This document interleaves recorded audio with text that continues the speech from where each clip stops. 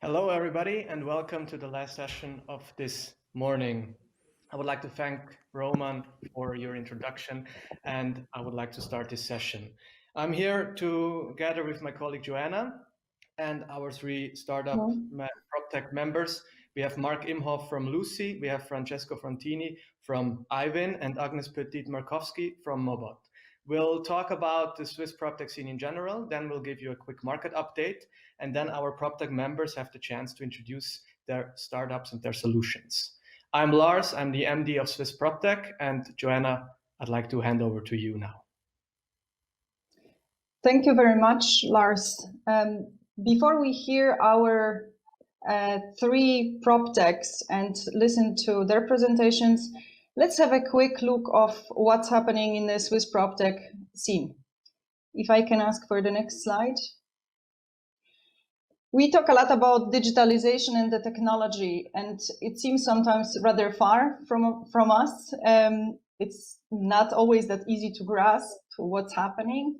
But when we think about our daily lives, we can realize that we actually use technology very often, and pretty much every one of us is using it. So from the morning to the evening, when you analyze how you get up in the morning, maybe some of you speak already to Alexa. Before you go out of the door, you check on your mobile what time the train is departing, or maybe you even buy a ticket. For those who are sharing cars, you also unlock your car with the application. Charging electric cars is another moment when we talk about or when we use technology. Every one of us at work, especially now when we work remotely, we deal quite a lot and all day long actually with devices. On the way back from work, we are going to the store. We are paying also via, most likely not by cash, but by digital wallets. And then if we decide to work out, we also are using watches, which are then connected to our computers. So this is a day of a person who doesn't even think much about the technology. Next slide, please.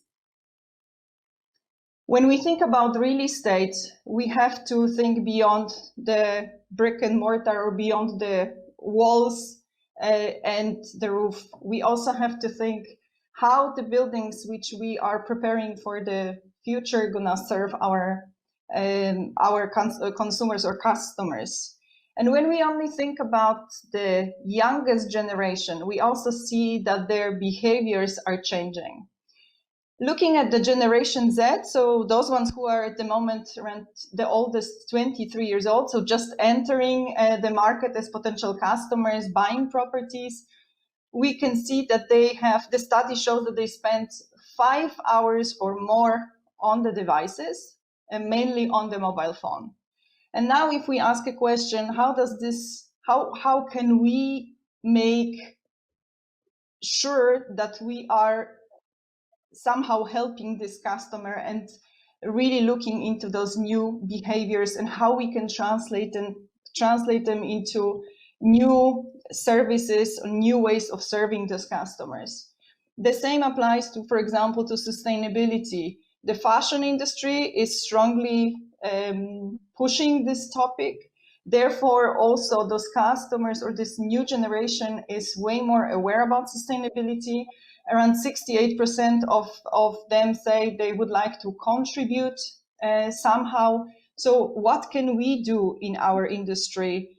What can we do with buildings to also support those new needs of our customers? So we need to prepare for the winning moves.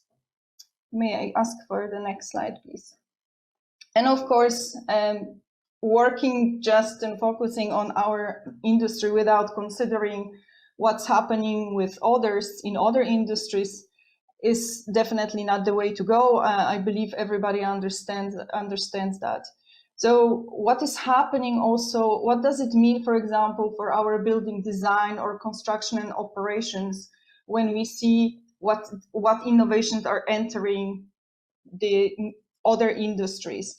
We have the electric cars, and when we look, for example, in Norway, where majority of cars are electric, we also have to think, is there anything we can do in our industry? Do we need to also plan for that? We have, of course, with the deliveries, we hear a lot about drone delivery, and those plans are not that far away. They are companies which are testing even in Switzerland.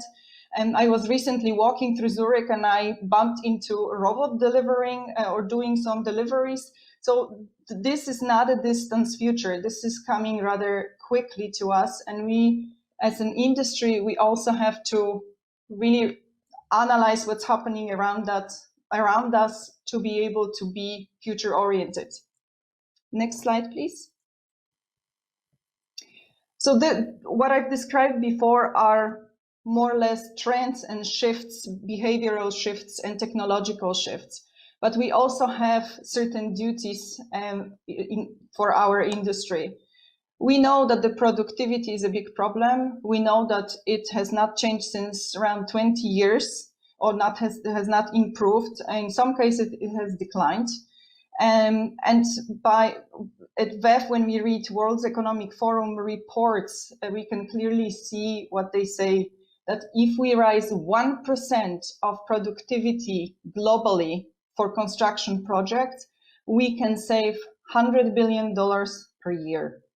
That's a lot of money.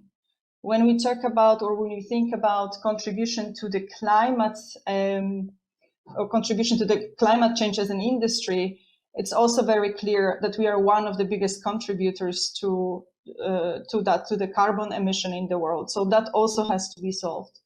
And another example is, of course, changing demographics. When we design buildings for 60 years, we need to take into consideration also that factor.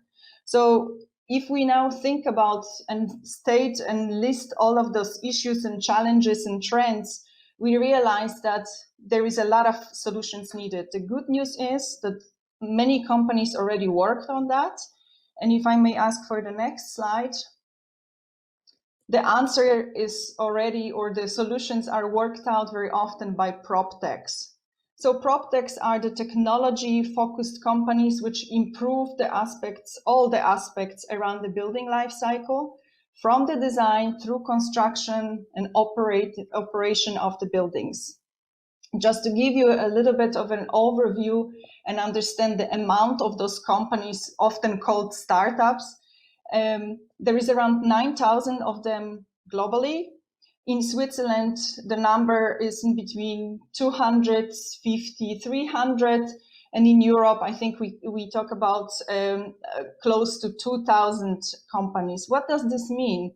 That means that we have around 9,000 solutions globally, which we can choose from.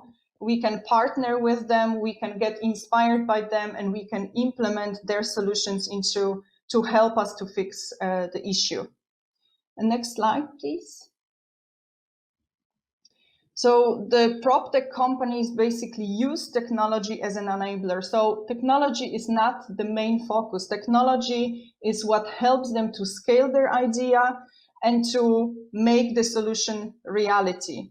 And some of them are targeting end customers. Some of them are for companies, for partners, for B2B companies, business to business. And I would like to finish with the last slide, if I may ask for change. Within SwissPropTech, we have around 150 active members, and this is number of companies, including the PropTechs, including established enterprises from Switzerland, as well as universities, even media partners and investors. So this is a group of people who are the movers and shakers of the industry. Those are the companies who understand that this innovative wave is coming and that there is no other choice than jump on this train. And we have majority of our members, of course, are the technology providers. Number is growing. We are at the moment entering the 5th year of our existence. And I would like to ask my colleague Lars to explain a little bit deeper in numbers what's happening in the industry, what happened in the last year. Thank you. Thank you very much, Joanna. If we could move on to the next slide, please. So we've heard a lot about the Swiss PropTech scene in general, and I'd like to put that in numbers now and give you a quick market update before moving on to the main part, our PropTech members and their pitches. Now, when we talk market, we really talk about how COVID-19 affected the Swiss PropTech market last year. And on the next slide, we see on the right-hand side that between December 2019 and June 2020, there have actually been a lot of new company foundings. This result comes from a study we did together with our partner Credit Suisse, and we interpret this as a result of a lot of courageous entrepreneurs in Switzerland and a lot of innovation potential. And on the next slide, we see that the aforementioned PropTech solutions have also gained in receptiveness and acceptance in the last year. One example can be found in the production of 360-degree virtual tours. So before COVID, it was pretty normal that when you wanted to visit a house or an apartment, you went there physically. But due to the government-enforced regulations based on COVID, it wasn't possible anymore. So what happened? Our PropTech companies in Switzerland provided a lot of solutions, one of them being virtual reality tours. This increased acceptance and receptiveness has spread over to other solutions as well, giving PropTech solutions a higher receptiveness. On the next slide, we can also see that PropTech companies in Switzerland did not falter before COVID-19, but instead faced it head on. So this crisis we had in the last year, our companies in Switzerland, they didn't really cut people out or put in hiring freezes, but instead increased their sales activities, strengthened the communication with their employees, and put an additional focus on key customers. So instead of putting their heads into the sand, companies in Switzerland in the PropTech industry were able to use this crisis and actually generate even more business opportunities out of it.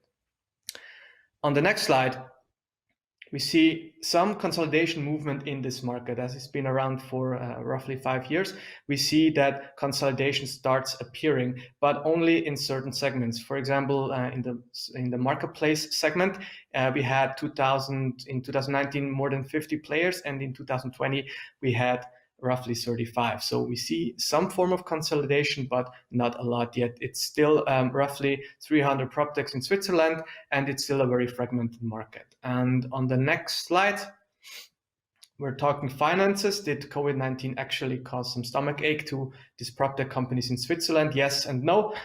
A third of our customer base in this survey, together with Credit Suisse, said they probably won't have such a big effect, and only 5% of it said yes, it'll have a big financial effect. So we interpret this as having a very healthy and financially stable PropTech base here in Switzerland. Now, on to the next slide. Some good news from Swiss PropTech and from our network, from our community. We've just recently launched a new database that is now live. You see all our members and their products and solutions online. Give it a go, check it out. And on the next slide, some new events that we plan for this year. Of course, always with respect to COVID-19 and the government enforced rules, but we definitely plan another Swiss PropTech Day, probably around June, somewhere then, maybe in the second half of the year. We launched a new format called Swiss PropTech Topics, in which we'll talk about topics that are relevant to our PropTech members. And of course, another meetup session in which you'll have the chance to meet 3 more Swiss PropTech members in March.